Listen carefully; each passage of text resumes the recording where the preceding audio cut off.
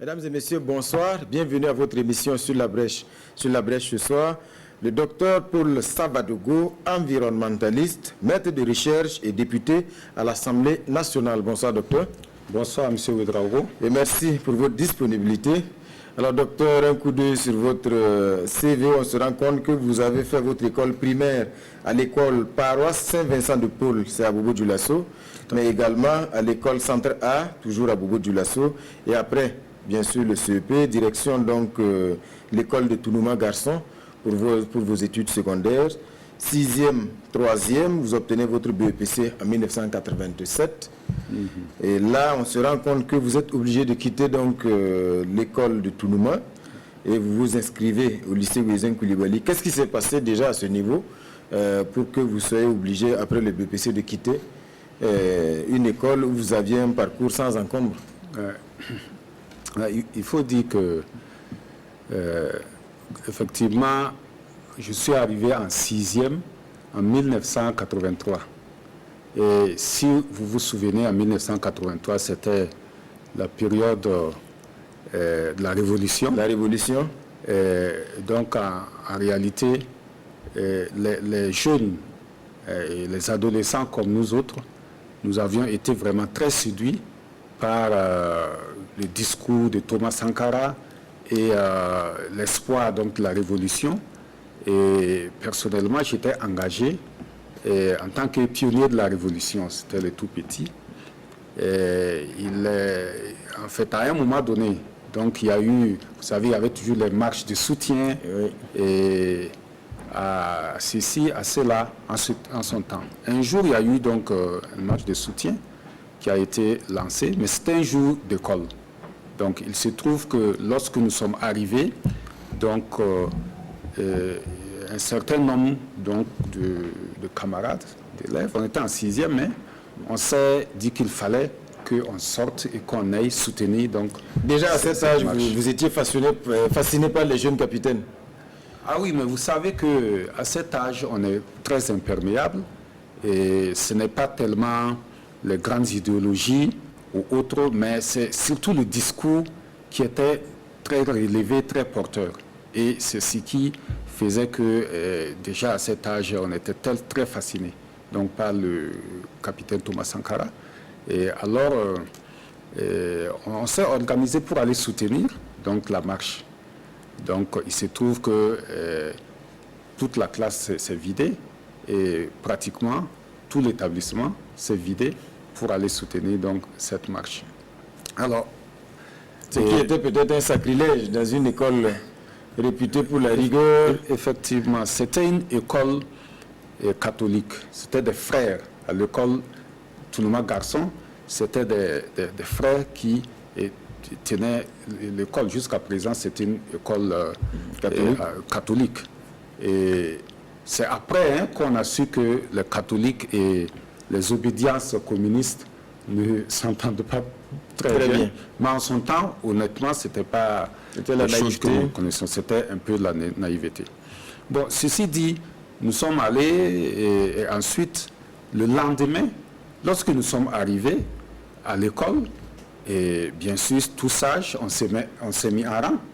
Lorsque donc, on a sonné, en ce moment, c'était à 7h45 qu'on rentrait dans les salles de classe. Donc, il n'y a pas eu de problème, on ne nous a rien dit, on nous a laissé entrer. Donc, et après, le premier enseignant qui arrive, c'était le frère directeur, je me rappelle, enseignant en ce moment d'histoire-géographie, entre autres, nous demande d'ouvrir les livres à une page donnée. Donc, tous les élèves s'exécutent. C'était pratiquement tous les élèves du premier cycle avaient eu ce même traitement ce jour-là. Chaque enseignant qui arrivait n'adressait pas de parole aux élèves, sauf de leur dire ouvrez le livre à tel endroit, à la même page, à une certaine page, et lisez silencieusement. Donc c'est ce que nous avons fait. Donc on a ouvert le livre à une page donnée qui correspondait à une leçon, et on a lu jusqu'à 30 minutes. 1 heure après, c'était fini, on sonne, et le frère directeur nous dit il faut aller à la récréation maintenant. nous avons une rencontre, on arrive. Eh bien, à ce moment, effectivement, on a commencé à s'inquiéter. On s'est dit, mais qu'est-ce qui se passe? Il y avait un problème. Il y avait certainement un problème, mais on ne savait pas quel était le problème. Et ensuite, il revient, il nous dit, vous êtes libérés. Et c'était l'ensemble de l'établissement qui était libéré. Donc on est rentré à la maison sagement et ils nous ont dit, ben, restez à l'écoute, on va vous rappeler ultérieurement. Donc c'est après une semaine que, par communiqué à la radio, on nous a fait revenir. Et à partir de ce moment, il n'y a pas eu de problème. Quand on est revenu, il y a eu une AG, une grande rencontre où on a... Mais on vous a signifié que certainement votre participation à la manifestation? Non. Rien? Non. Ils n'ont pas évoqué la question. Ils ont juste tenu une AG où ils ont encore rappelé les règles de l'établissement. Et puis, on a repris le cours. Et vous poursuivez jusqu'au BPC? On a poursuivi jusqu'au BPC. C'est en ce moment qu'on s'est rendu compte qu'en réalité, ils avaient, à un moment donné, certainement pris des noms que, bon, ils savaient qu'à partir du premier cycle, on ne va pas les accepter. On allait vous remercier. Donc, après le BPC, on vous dit clairement que vous ne pouvez pas poursuivre. Voilà. Ça, au moment où nous étions en train de remplir les fiches d'orientation, alors, on nous dit que certains nombres d'élèves, on était une vingtaine, si ma mémoire est bonne, on nous signifie que dans nos choix, il ne faut pas choisir collège de Tounouma. Garçon, il ne faut pas choisir collège de Tounouma. Donc cette option était à écarter. Voilà. Et donc, effectivement, on a obéi. Moi, j'ai choisi, le premier choix, c'était le LOC. Et donc, j'ai eu le BPC avec une bonne moyenne. Et bon, j'étais bien classé, donc mon premier choix a été retenu. Lycée Ouézin Coulibaly, vous inscrivez notamment en série C. Voilà, voilà, dans la série C, seconde C, première C. Et là également, ce qu'on ne comprend pas, en 1990, vous obtenez un bac D. Oui, effectivement, j'étais orienté en seconde C. Donc j'ai fait donc, la seconde C. J'ai terminé la seconde C avec de très bonnes notes, surtout en maths PC. Donc, on nous a orientés en première C. Donc, ceux qui avaient les meilleures notes en maths PC étaient orientés en première C. Et donc, en première C, j'ai effectivement passé l'année. Donc, j'ai réussi l'année. Et je devais continuer en terminale C. Je passais en terminale C. Mais j'avais plutôt envie de faire beaucoup plus de biologie parce que je comptais plus tard être ingénieur agronome ou ingénieur d'élevage ou quelque chose de ce genre. Donc vous étiez fasciné par le secteur rural? Exact. J'étais fasciné par le secteur rural et donc je me suis dit qu'il fallait plutôt aller en terminale D où on faisait beaucoup plus de biologie que j'aimais très bien. Et donc, j'ai demandé à changer d'orientation. Bon, ce n'a pas été facile. Les enseignants ne voulaient pas, mais j'ai insisté parce que je me disais que c'était la voie à suivre. C'était la voie que je devais suivre. Okay. Et finalement, ils ont accepté. J'ai fait la terminale D en 1990. Donc, vous obtenez donc votre baccalauréat série D. Direction de l'Université de Ouagadougou, ou bien sûr vous inscrivez en chimie, biologie, géologie. Voilà, CBBG comme on l'appelle couramment. Tout à fait. Pour quelqu'un qui rêvait d'agriculture et d'élevage, est-ce que c'est un choix qui est conforme à ce rêve-là?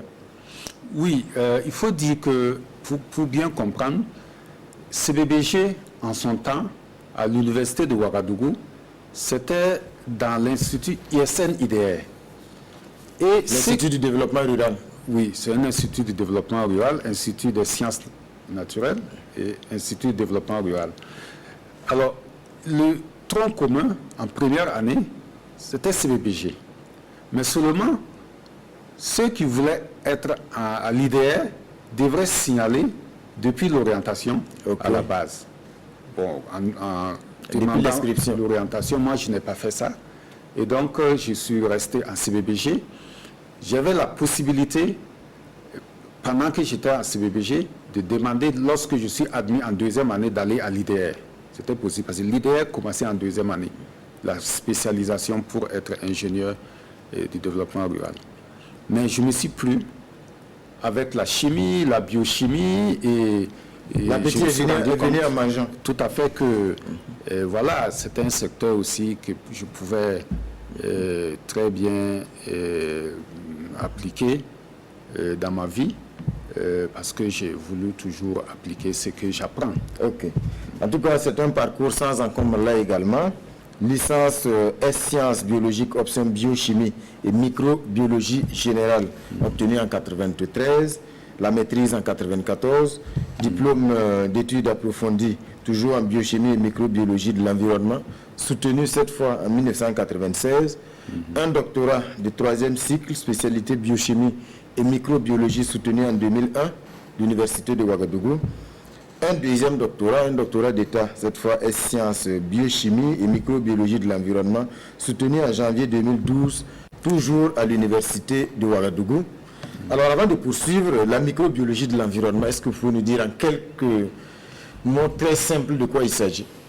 Alors la microbiologie, c'est l'étude des micro-organismes, c'est-à-dire les organismes qu'on ne peut voir que par le microscope. Donc on ne peut pas les voir à l'œil nu. Donc c'est tout un monde, c'est toute une diversité. Dans tous les compartiments de la vie, on trouve des micro-organismes, mais c'est un monde qui n'est pas bien connu parce qu'on ne peut pas les voir. Maintenant, cette microbiologie peut être appliquée à l'environnement, étant donné que les transformations qui affectent ou influent l'environnement sont réalisées le plus souvent par les micro-organismes. Et les micro-organismes jouent un rôle très important dans les transformations des milieux. Et également dans les applications pour pouvoir, par exemple, assainir le milieu. On utilise les micro-organismes pour l'épuration des eaux usées. On utilise les micro-organismes pour l'agriculture, parce que c'est les micro-organismes qui permettent de fertiliser les sols pour fabriquer du compost, etc. Est-ce que vous aviez la main verte? Est-ce que vous aviez une passion particulière pour l'environnement, au-delà donc de cette orientation académique-là? Oui, moi j'ai toujours eu une certaine passion pour tout ce qui est environnement. Au début, c'est les arbres. J'ai toujours aimé les arbres, j'ai toujours aimé les animaux, j'ai toujours voulu donc avoir donc la verdure, maintenir la verdure et développer l'agriculture, des choses comme ça. Et c'est peut-être ça qui a suivi, c'est peut-être ça qui a orienté qui a déterminé un peu les choix que j'ai eu à faire à l'université. Et quand on regarde aujourd'hui, vous qui êtes si intéressé aux questions environnementales, on a l'impression aujourd'hui que les enjeux environnementaux aujourd'hui sont en passe, en tout cas, de perdre un peu, disons, de leur importance, parce que quand on prend les années 2009, quand on était encore à la COP 15 à Copenhague et tout ça, il était question, bien sûr, pour tout le monde entier de se mettre ensemble pour l'après-Kyoto. On se rend compte aujourd'hui que cet enjeu-là divise plus que n'unit le monde. Parce que d'un côté, on a des ONG comme Greenpeace et autres qui tirent la sonnette d'alarme, qui disent qu'on est en train de foncer tout droit dans le mur. Aujourd'hui, on a des climato-sceptiques, comme le président américain, comme le président brésilien, qui aujourd'hui estiment qu'il n'en est rien et que, en tout cas, c'est juste une volonté peut-être de mettre les économies en berne, sinon il n'en est rien. Aujourd'hui, comment vous vivez cette situation? Est-ce que vous direz que le monde aujourd'hui n'est pas à la hauteur de ces enjeux?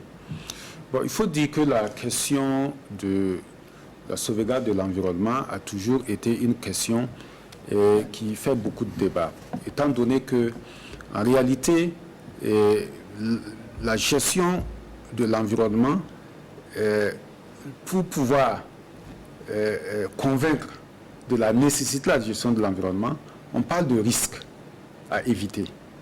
Et comme les risques sont dans le futur, donc ça se trouve que tout le monde n'est pas d'accord en temps réel pour dire que on accepte ou pas. Parce que c'est la gestion du risque. Parce qu'aujourd'hui, l'enjeu, c'est quoi? C'est les énergies fossiles.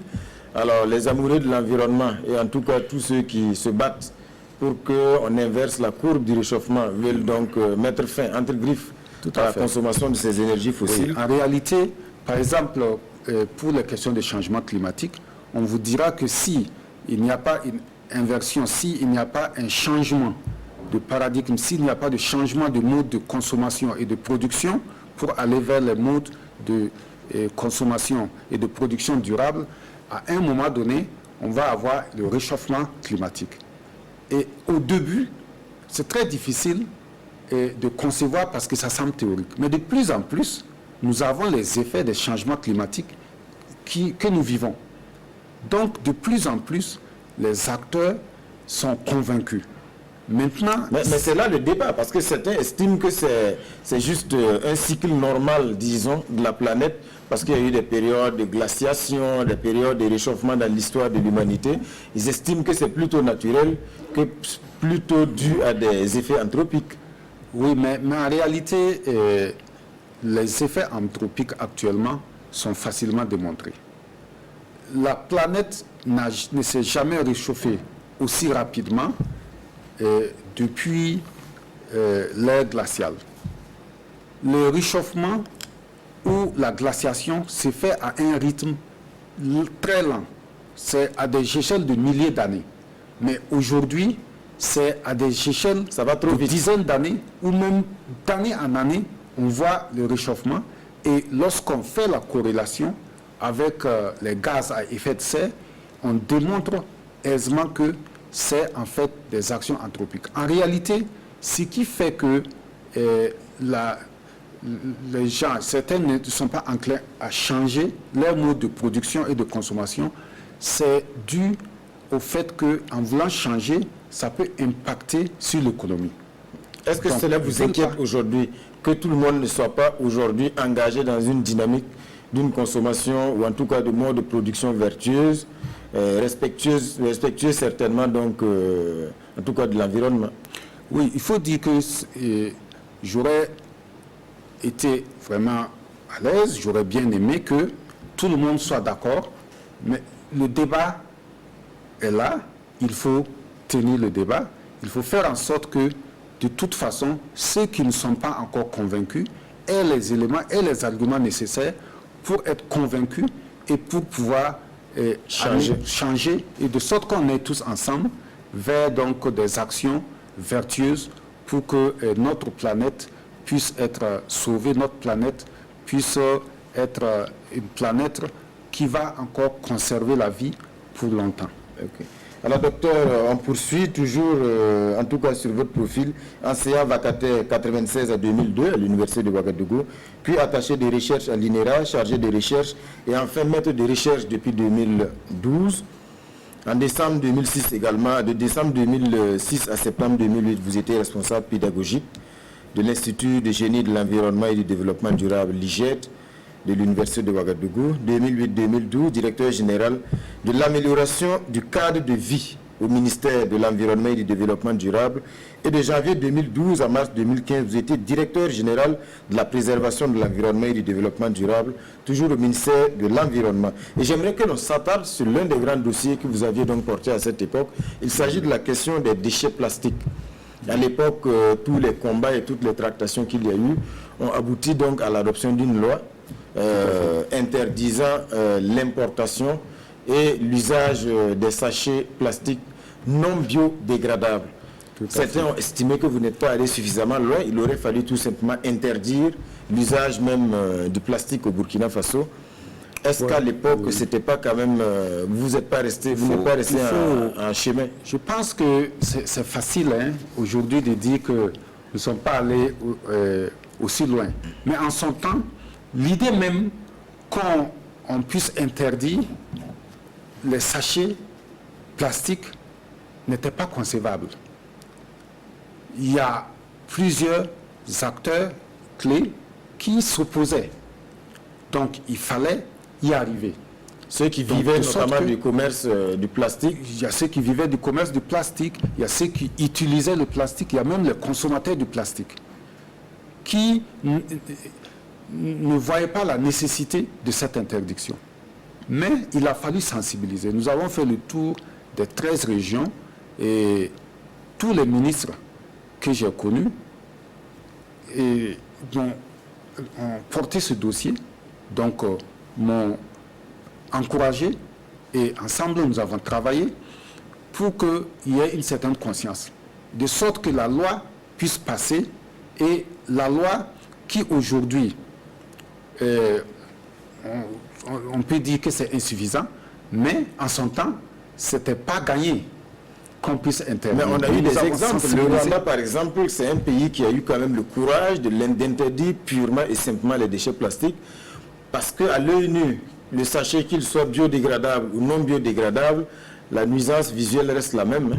Ah oui, je pense que ce serait une bonne chose si on arrivait à interdire les sachets plastiques. Moi, je suis tout à fait d'accord pour cela.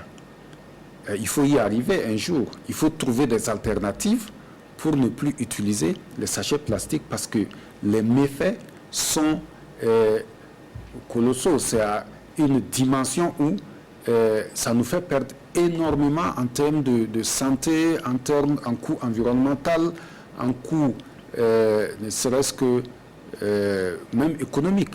Parce que les animaux, beaucoup d'animaux qui meurent en consommant les sachets de plastiques. consommation des sachets plastiques. Voilà, on a des espaces aujourd'hui, visuellement ce n'est pas du tout joli parce que quand vous passez, ouais, voilà, ce sont des sachets plastiques. Les nuisances visuelles sont aussi des nuisances qui ne sont pas agréables et qui nuisent même à la santé.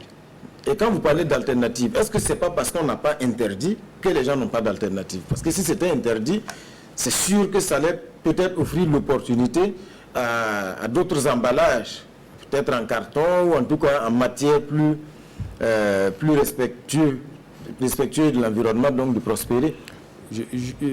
Sur ce point, je vais vous dire que la loi actuelle qui interdit les sachets non biodégradables permet déjà de sauver l'économie. Parce que le fait que le sachet soit biodégradable, le sachet se décompose totalement en 5 ans. Mais au bout d'1 an, déjà ce sachet commence à s'effriter. Et donc, les animaux qui ingèrent ce type de sachet, au cours de la digestion, vont les dégrader et ça peut être expulsé sans que l'animal ait à souffrir ou à en mourir. Si on estime à 1 million de têtes de bœuf que ça peut sauver ainsi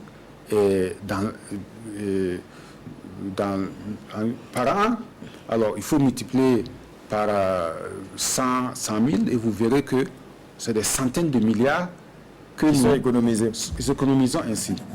Et également l'imperméabilisation des sols. Lorsque vous avez un sachet biodégradable qui tombe sur le sol, au bout d'1 à 2 ans, sous l'action du soleil ou de l'humidité, va se décomposer de sorte que les graines qui sont semées vont pouvoir pousser, de sorte que l'eau de pluie va pouvoir s'infiltrer. Mais ce serait mieux qu'il n'y ait pas de sachet du tout. C'est ça l'idéal. C'est ça l'idéal. Et je crois qu'actuellement, le ministère de l'Environnement est en train de travailler pour une interdiction totale. Je suis pour cela.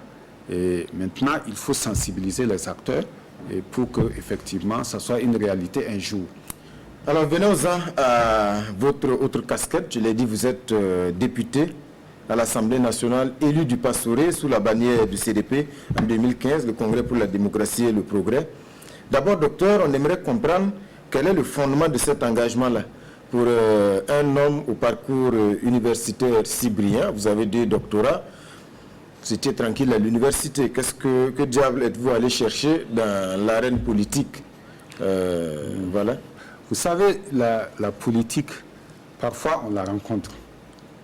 C'est pas toujours qu'on se lève un beau jour pour dire je vais aller en politique. C'est sur le terrain qu'on rencontre la politique. Moi, je suis associatif. Donc, que ce soit au niveau du lycée ou surtout à l'université, j'ai milité dans beaucoup de groupes associatifs et on en a créé avec des camarades. On a créé l'association des élèves et étudiants ressortissants, par exemple, du Passoré. On a créé des associations de développement dans nos communes et dans notre province natale, au Passoré. Et à l'occasion des activités associatives, on rencontre les hommes politiques sur place. Et ensuite, bon, au début, on se méfie. Vous savez, on se méfie toujours des hommes politiques. Et après, on se rend compte qu'en réalité, on peut travailler aussi avec les hommes politiques. Et d'ailleurs, on peut arriver plus loin si on travaille avec des hommes politiques qui ont une bonne vision, qui réellement font de la politique, c'est-à-dire rassembler pour travailler pour le développement. Mais il y a des risques de récupération. Parce qu'on sait que les associations, la plupart du temps, sont souvent noyautées par les hommes politiques qui ont pour ambition de les récupérer à d'autres fins, disons. Oui, mais je vais dire que mon parcours n'a pas été ça. En fait, ce n'est pas des hommes politiques qui ont créé les associations dans lesquelles je militais. Mais sur le terrain, on se rend compte qu'il faut travailler avec eux. Et ensuite, on se rend compte que faire de la politique, ce n'est pas si mauvais que ça.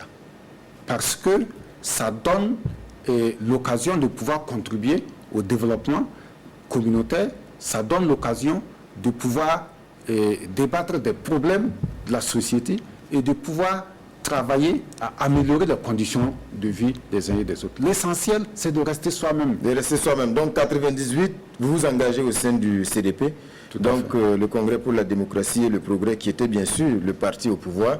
À l'époque, pourquoi le CDP? Pourquoi le parti au pouvoir? Est-ce que vous êtes de ceux qui disaient à l'époque qu'il faut avoir la bonne carte politique? Ça ouvre des portes? Non, non, non, pas du tout. Je n'ai jamais pensé à ça. D'ailleurs, tous ceux qui nous connaissent ont été étonnés, beaucoup ont été étonnés lorsque j'ai été élu député. Ils m'ont dit, mais quand est-ce que tu faisais de la politique? Parce que moi, je ne faisais pas ma politique à Ouagadougou. Ma politique, c'était rassembler pour travailler, pour faire travailler, pour développer. C'est comme ça que moi, j'ai fait la politique. Et donc, je travaillais avec les communautés rurales, je travaillais avec les personnes qui sont au village, qui sont dans les communes, pour qu'on puisse rester ensemble. Et le CDP, en son temps, était le parti qui avait donc les idéaux, qui avait les actions et qui me convenaient. Et donc, j'ai adhéré au CDP pour cela. Et j'ai travaillé au CDP jusqu'à aujourd'hui. Mais est-ce qu'à l'époque, vous n'avez pas un peu renié un peu vos convictions? C'est que vous avez été militant de l'UGEB, l'Union Générale des étudiants du Burkina, qui est assez connue pour la plupart du temps, les bras de fer engagés contre, en tout cas, le régime à cette époque-là, l'UGEB, la NEB. Est-ce qu'à ce niveau, il n'y a pas une incohérence? Nous sommes dans une période quand même assez dure, disons, dans cette lutte des étudiants contre la plupart du temps, donc, en tout cas, les hommes de pouvoir. Non, il n'y a pas une incohérence. Parce qu'au moment où moi je m'engageais au CDP, je n'étais plus militant de l'UGEB.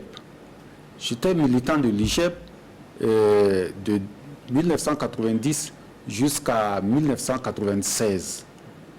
Et c'est vrai que je n'ai pas voulu occuper des postes de première responsabilité, mais mes amis les plus proches, c'était des gens qui étaient dans le bureau donc, de l'IGEB. Et jusqu'aujourd'hui, je continue d'avoir des amis dans le milieu. Il n'y a pas une certaine contradiction, étant donné que dans tous les cas, c'est un engagement dans un groupe. Je reste convaincu que tout seul, on ne peut rien. Et que le plus souvent, c'est lorsque on se fédère, on se met à plusieurs, qu'on arrive donc à quelque chose. Mais est-ce que vous n'aviez pas peur à cette époque, quand vous vous engagez au CDP, d'être taxé en tout cas de quelqu'un qui cherche juste à se faire une place au soleil? Parce que c'était plus facile à l'époque, le parti majoritaire, le CDP qui était tout puissant. Et quand on s'y engage, c'est la garantie quand même de pouvoir accéder peut-être à certaines sphères? Non, moi, je n'ai pas pensé à ça. Je n'ai pas pensé à ça.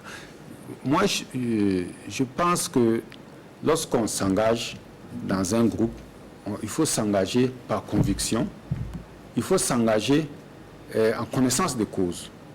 Ce que moi, je cherchais, c'est que à travers la politique, je puisse continuer à travailler et à faire travailler la communauté, que je voulais, en tout cas, amener à être plus heureux, amener à avoir encore plus de ressources, parce que c'est possible. Il y a tellement de choses qu'on peut faire avec les populations, surtout en milieu rural, pour qu'ils se développent. C'est ainsi que je me suis engagé. Je n'ai pas pensé que ça pouvait être, en tout cas, un tremplin pour quoi que ce soit. Donc, docteur Savadogo, vous êtes donc resté au CDP jusqu'à, bien sûr, l'insurrection 2014. D'abord, comment vous avez vécu cette insurrection-là? Parce qu'à l'époque, vous étiez bien sûr du CDP, jusqu'à donc cette date fatidique, 30-31 octobre 2014. Comment vous avez vécu cela? Alors, il faut dire que en 2013-2014, où vraiment la discussion donc, de l'article... Autour de l'article 37. Autour de l'article 37 était à son paroxysme. C'était à son paroxysme. C'était, si vous voulez, des débats hautement politiques. Et en ce moment, j'étais directeur général de la préservation de l'environnement et du développement durable. Donc, j'avais quand même un devoir de réserve. Et donc, je n'ai pas participé au premier chef à ces débats-là. Donc, je tenais ma direction générale et de toute façon, je suis pour une administration apolitique. Donc, à partir du moment où j'étais DG, je faisais attention à ce que mes actions politiques n'entravent pas le fonctionnement donc, de ma direction et donc du ministère où j'étais. Donc, de sorte que l'insurrection est venue, j'étais toujours DG, et c'est après l'insurrection que, en avril 2015, j'ai quitté donc, la direction générale. Et à partir de ce moment, j'étais libre et je me suis engagé pleinement pour travailler au CDP. Mais à l'époque, vous qui avez quand même la carte du parti, est-ce que vous êtes de ceux qui pensent que c'était une erreur? Est-ce que c'était un entêtement de vouloir modifier l'article 37 pour permettre au président Blaise Compaoré à l'époque de pouvoir empiler? Moi, je ne faisais pas cette analyse. Pour moi, la classe politique était suffisamment mûre, suffisamment responsable pour trouver une solution, mais sans violence. Sans violence. Moi, je considère qu'il y a eu quelque part un échec de la classe politique en ce moment-là. Parce que si la classe politique tient la route, si la classe politique arrive donc à tenir son rôle, normalement, on devait pouvoir trouver une solution sans violence pour des situations de ce genre. On devrait pouvoir avoir un changement de régime ou de personnes, mais sans violence. Et donc, j'ai déploré vraiment toute la violence qui s'est déchaînée et tout ce qui est arrivé. Mais c'est la conséquence de l'entêtement. C'était la conséquence de l'entêtement à cette époque. Parce que bien sûr, vous avez vu, il y a eu donc toutes les péripéties, on peut y revenir avec les recto verso au stade, avec les marches, les contre-marches, les invectives, et puis tout ce qu'il y a comme interpellation, donc au respect en tout cas de ce verrou. Et malheureusement, du côté en tout cas de ceux qui avaient le pouvoir à l'époque, ça a été la sourde oreille, et la conséquence c'était donc l'insurrection. Oui, bon, dans tous les cas, j'ai dit qu'on aurait dû éviter l'insurrection. Parce que vous vous rappelez que ces débats-là se faisaient pendant que l'article 37 était modifiable. Donc, ce n'était pas un problème juridique, c'était un problème politique. Donc, c'est la classe politique qui a failli. Dans son ensemble. Dans son ensemble. Dans son ensemble, on n'a pas pu trouver les ressorts pour régler ce problème sans qu'il y ait autant de dégâts.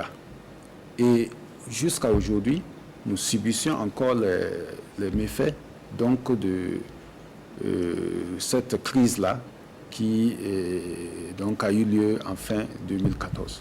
En tout cas, les méfaits, comme vous l'avez dit, de la crise se ressentent toujours aujourd'hui, notamment, entre autres, au niveau même de votre parti, au niveau du Congrès pour la démocratie et le progrès. En tout cas, après donc l'impossibilité pour certains de vos camarades de se présenter, notamment pour les élections en 2015. Aujourd'hui, le parti traverse toujours, on peut le dire, une zone de turbulence. Kadri Désiré Ouedraogo fait cavalier seul. Aujourd'hui, on a 3 candidats qui sont en lice pour conduire le parti aux prochaines élections, notamment Yaya Zumbrana, Mahamadi Lamine Kwanda, Idi Kombouego, qui est l'actuel président du parti, avec un linge sale qui se lave malheureusement bien souvent en public. Comment vous vivez la situation de l'intérieur? Je trouve que c'est dommage justement que le linge sale, on puisse le laver en public. Le linge sale doit se laver en famille. Tout le monde sait ça. C'est surtout ça le problème. Mais il faut dire aussi que tout ça c'est normal. Hein. C'est normal pour un grand parti qu'il y ait des ambitions qui naissent, qui se développent, qui se frottent, qui parfois entraînent des échauffourées. Mais l'essentiel c'est que à la fin, on puisse s'asseoir ensemble et parler et se décider ensemble pour aller dans une seule direction. C'est ça l'essentiel. Donc, ce qui s'est passé est derrière nous. En tout cas, je l'espère. Et maintenant... Vous pensez que c'est derrière nous? Parce que quand on entend encore certains de vos camarades comme Mahamadi Lamine Kwanda, par exemple, dans ses sorties encore récentes, on a l'impression que la fracture est toujours là. Mais ça va être dommage si on doit continuer comme ça dans la fracture. J'ai dit que j'espère que tout ça, on va le laisser derrière nous pour aller à l'essentiel. C'est-à-dire, l'essentiel, c'est se mettre ensemble pour pouvoir construire le parti et pour pouvoir finalement avoir donc des ressorts de l'énergie pour construire notre pays. Il faut qu'on y participe. À vous personnellement, est-ce que vous êtes un pro-Edi, un pro-Kwanda ou un pro-Kadri? Non, c'est des questions de ce genre qui, à mon sens, n'est pas bonne à poser dans un parti politique. On est tous dans le même parti politique, on travaille tous pour le même parti politique. Le parti politique, ce n'est pas un individu X, un individu Y, un individu Z. Le parti politique... Mais il faut un leader quand même. Bien entendu. Mais ça, c'est un débat lorsqu'il faut changer les structures. Il faut changer les structures, les ambitions se présentent, se développent. Donc, ceux qui ont l'ambition donc de se positionner, ils se positionnent, mais en respectant les statuts, en respectant les règlements intérieurs du parti. Et de sorte que tous ensemble, on avance vers l'élection d'une personne, vers la désignation d'une personne. Donc vous n'avez pas de choix à titre personnel? De toute façon, les choix, on a mis en place actuellement une commission qui travaille au choix donc, du candidat du parti. Donc nous sommes à l'écoute donc, de cette commission. D'ailleurs, le travail devrait être achevé depuis mars. Le 21 mars, on aurait pu déjà désigner le candidat donc, à la candidature. Mais il se trouve que le Covid, la pandémie Covid-19 est venue entre-temps. Et donc, on a suspendu pour gérer l'urgence, donc travailler à ce que donc, cette pandémie finisse, cette pandémie en tout cas soit traité éradiqué au Burkina Faso. Et ensuite, on va continuer avec la procédure. La procédure est telle que si à la fin, il n'y a pas de consensus qui se dégage, eh bien, on va aller aux élections. Maintenant, les élections, c'est fait à bulletin secret. Donc, on ne peut pas demander à quelqu'un de dire, voilà, je vais voter pour X, je vais voter pour Y, sinon ça ne sera plus la peine de faire des élections. Alors, docteur Savadogo, mais est-ce que toute cette longue guerre n'est pas un mauvais présage pour les prochaines élections? Non, je pense que ça traduit une certaine vitalité du parti. Si vous avez un parti politique où personne ne veut être président, personne ne veut être candidat à la candidature, vous devez vous inquiéter. Mais au contraire, si il y a 2, 3, 4 personnes qui veulent, l'essentiel, c'est qu'à un moment donné, lorsqu'on va choisir celui qui a été désigné, que tout le monde accepte l'accompagner. Et je crois que ça donne encore plus de chance au parti.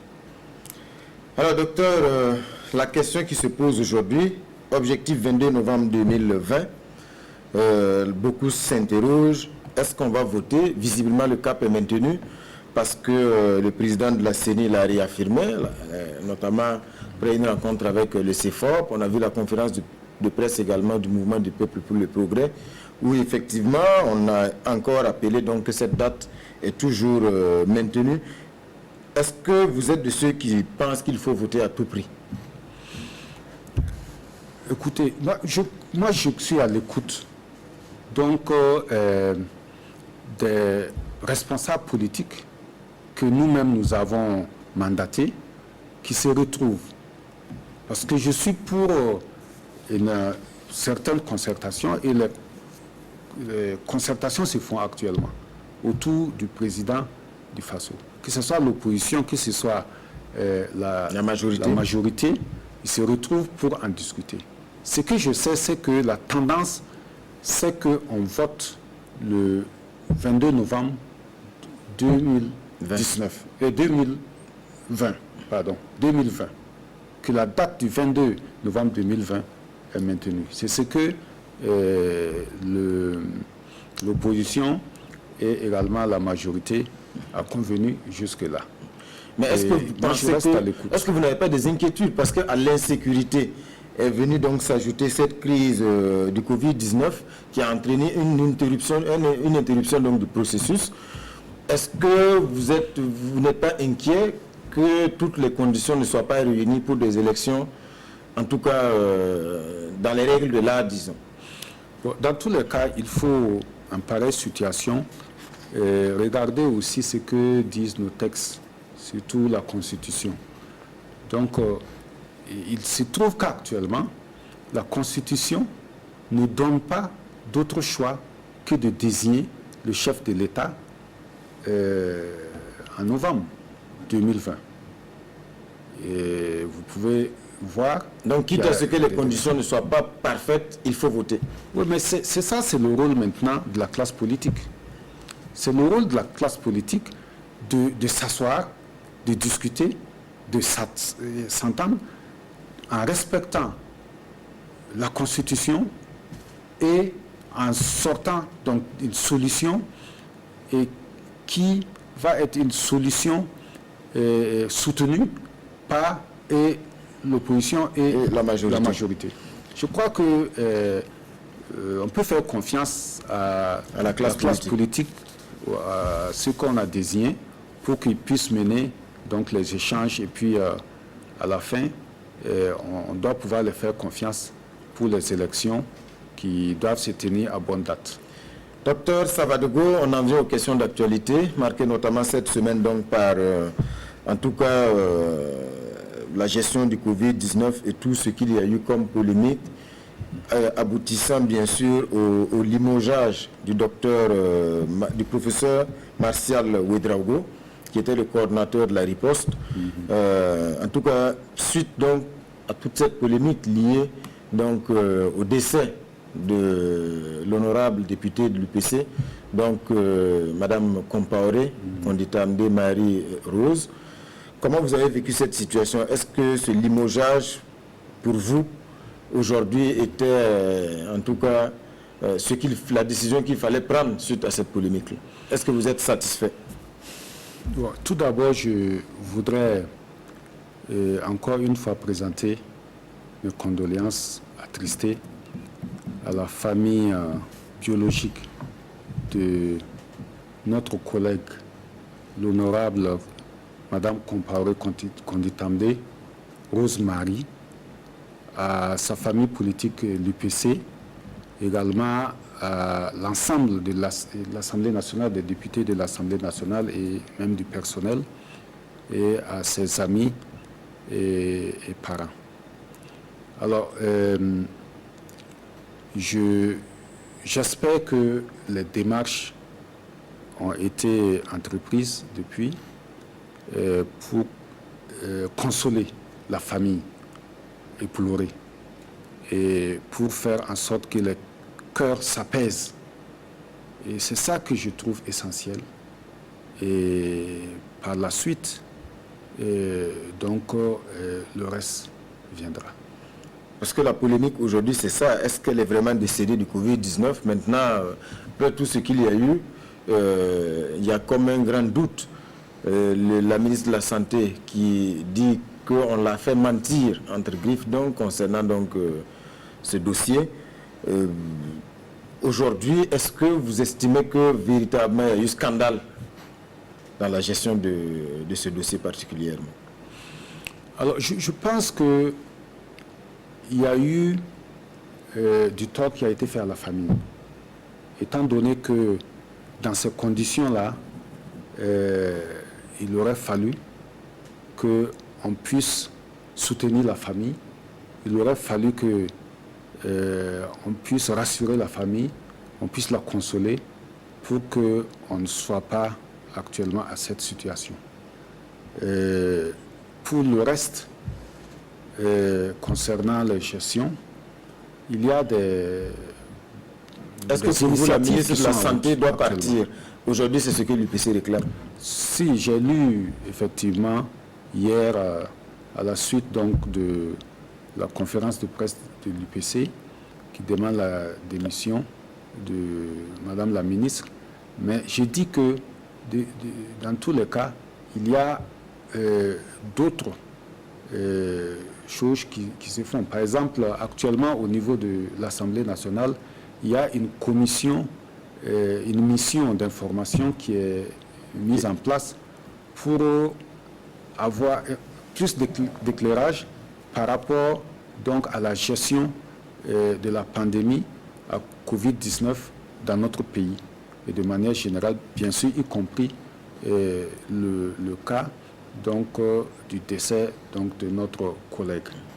Et je voudrais ne pas trop m'attarder sur cette question, étant donné que je voudrais épargner donc la famille, et je ne voudrais pas retourner donc le couteau dans la plaie. Ok. Mais est-ce qu'il y a eu pour vous, est-ce qu'il y a eu une faute aujourd'hui de l'exécutif sur ce dossier? Je vous ai dit qu'une mission d'information parlementaire est en cours. Je crois qu'il faut attendre. Vous attendez les résultats? Il faut attendre les résultats. Et personnellement, je n'ai pas encore d'éléments pour dire quoi que ce soit. Alors, docteur, on va parler aussi de l'évolution de la maladie. Aujourd'hui, on est à plus de 600 cas au Burkina Faso, avec également, malheureusement, une quarantaine de décès. Ouais. Ce qu'il faut noter, c'est que c'est une évolution qui, en tout cas aujourd'hui, a tendance à réconforter les uns et les autres sur le fait que l'épidémie reste, la pandémie reste maîtrisée. Parce qu'au départ, avec la psychose, on nous avait prédit, en tout cas l'apocalypse, quand on s'en tient aux projections de l'OMS et d'un certain nombre de spécialistes. Est-ce qu'aujourd'hui, vous êtes de ceux qui pensent que le Covid-19 est maîtrisé au Burkina? Il faut dire que, comme vous l'avez dit, à cette date-là, c'est 641 cas. Donc, mais parmi ces cas, il y a eu des guéris et il y a eu malheureusement des décès. On a 43 décès. Et il y a des cas actuellement actifs donc, qui sont toujours en soins, sous traitement, autour de 100. Il y a 100 qui sont sous traitement. Alors, moi, je pense que c'est vrai, au début, on avait prédit, mais ce n'est pas nous, hein, c'est d'autres officines qui avaient prédit l'hécatombe en Afrique. Et ce n'a pas été le cas. Personnellement, je n'ai pas été étonné de ce qui se passe actuellement en Afrique. Parce que j'étais convaincu, connaissant un peu les virus, le comportement des virus, que les effets donc, du virus là allaient être globalement moindres dans nos zones que dans les zones en Europe ou aux États-Unis. Et pourquoi? Qu'est-ce qui vous rassurait? Non, il y a beaucoup de paramètres en cela. Vous savez, quoi qu'on dise, on est protégé un peu par la température élevée. C'est vrai que il y en a qui pensaient que comme on dit la température, la chaleur, donc le soleil nous protège, il n'y aurait pas eu un cas. Mais ce n'est pas ça, puisque la transmission s'est faite d'homme à homme, par postillon. Donc c'est direct. Mais ce qui nous protège, c'est que si par exemple il y a des gouttelettes qui tombent sur une surface et que cette surface est exposée à des températures élevées, eh bien le virus va avoir plus de chances de se désactiver que si c'était donc dans des conditions plus fraîches et humides. Plus tempérées. Voilà des choses comme ça. Donc, quelque part, notre environnement est un peu chaud. Mais ceci dit, il faut se dire que même actuellement, la situation est quand même grave. La situation est quand même grave. On a 43 morts. 43 morts, c'est trop. Même un seul décès, c'est déjà trop. N'en parlons pas 43. Et l'analyse aussi montre que le Burkina Faso enregistre le plus fort taux de décès dans la sous-région. Hein, on est autour de 6%, pendant que, par exemple, le Sénégal est à 0,8%, et le Ghana aussi à 0,8%. Et en Côte d'Ivoire, c'est autour de... C'est moins que ça.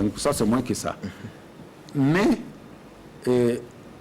paradoxalement, on a aussi le plus taux de guérison. Il y a plus de 500, je crois. Les taux les plus élevés de guérison. 77% de taux de guérison. Moi, je pense qu'il y a une leçon à tirer. Il faut qu'il y ait une sorte d'échange entre nos pays pour avoir les expériences des uns et des autres. Comment est-ce que, par exemple, le Bénin fait pour avoir un décès? Je dis, c'est déjà trop un décès. Pendant que nous, on a un taux de guérison très élevé. Il y a beaucoup d'enseignements à tirer. Mais aujourd'hui, est-ce que c'est le moment d'ouvrir les marchés? On en est là, les marchés sont en train de se rouvrir. On a eu un assouplissement général des mesures. Il y a les transporteurs également aujourd'hui qui exigent donc la reprise également de leurs activités. D'une manière générale, on a l'impression que l'heure du cyclone est passé et qu'aujourd'hui, on peut reprendre tout. Est-ce que vous êtes de cet avis ou est-ce que vous êtes de ceux qui pensent que c'est trop tôt? Bon, il faut dire que dans la gestion d'une question de ce genre, il faut tenir compte de plusieurs paramètres. Les commerçants, en général, les acteurs de l'économie informelle, il faut les comprendre. Il y en a qui ont la pitance du lendemain par le travail du jour. Donc, si une personne dans cette situation fait un mois sans travailler, vous vous rendez compte que donc cette personne est plongée dans l'extrême pauvreté, de sorte qu'il peut avoir d'autres conséquences. On a vu des manifestations cette semaine, des commerçants de certains marchés, Nabillard, Sankayar et Dassasgo notamment, qui sont sortis, qui ont barré les routes pour exiger donc la réouverture de leur marché. Oui, il faut comprendre ces manifestations. Les gens ont accepté, ils sont allés. Ils ont fait un mois et ils sont ressortis, ça veut dire qu'ils ont eu le dos au mur. C'est pourquoi il faut effectivement ouvrir les marchés, mais il faut aussi resserrer les rangs en termes de sécurisation, en termes de mesures barrières et des mesures hygiéniques pour que ces marchés ne soient pas des foyers donc de dispersion de la maladie. Ça, mais aujourd'hui, la crainte, c'est d'ouvrir et être obligé, après je touche du bois, face peut-être à la résurgence ou à l'augmentation du nombre de cas, de revenir encore voilà, à un durcissement de mesures. Dans tous les cas... Est-ce que c'est une crainte pour vous? Vous savez, lorsqu'on gère, il ne faut pas gérer dans la crainte. Il ne faut surtout pas être paniqué. Et il faut gérer avec des informations et des connaissances. Je me dis qu'il y a des spécialistes dans ce pays qui conseillent. Si ces spécialistes-là sont touchés, ils sont capables donc d'éclairer et de gérer, de dire quelles sont les mesures qu'il faut prendre en temps normal. Lorsqu'il faut prendre les mesures, là, il faut les prendre. Et dans tous les cas, il faut, si vous voulez faire confiance à nos scientifiques qui suivent la question, il faut faire confiance à nos scientifiques qui suivent la question. Au gouvernement aussi. Il y a une profonde crise de confiance. Ça, c'est un fait. Une crise de confiance. Actuellement, le citoyen n'a plus confiance à l'administration et au gouvernement. Au gouvernement, je dirais aux dirigeants et même aux hommes politiques. De façon générale. De façon générale. Et donc, c'est urgent, au-delà même du Covid-19, de travailler sur cette question, de travailler à restaurer la confiance. Docteur, on est pris par le temps. Côte d'Ivoire, la condamnation cette semaine de Guillaume Soro, condamné à 20 ans de prison pour recel de détournement de deniers publics et blanchiment de capitaux, mais également 4,5 milliards de francs CFA d'amende, confiscation de sa maison et la privation de droits civiques. Quelle est la lecture que vous en faites? Est-ce que pour vous c'est un procès politique ou est-ce que c'est la marche normale des choses d'un justiciable devant la justice? C'est vrai que j'ai suivi donc cette actualité. J'ai suivi donc depuis un certain temps le développement de l'affaire qu'on peut appeler Guillaume Soro, mais je n'ai pas suffisamment d'éléments pour pouvoir apprécier si le développement que ça prend, c'est un acharnement politique ou autre. Parce que c'est le timing qui fait aujourd'hui que beaucoup suspectent, en tout cas les autorités ivoiriennes, mais également la justice ivoirienne, de mener donc un procès politique. Parce que tous les dossiers sont sortis depuis que l'ancien président de l'Assemblée nationale a décidé de quitter les rangs du RHDP et bien sûr de s'engager également vers les élections en étant candidat. Mais c'est quelque chose qui est assez brusque, assez récent. Il faut quand même un peu de recul avant de pouvoir apprécier.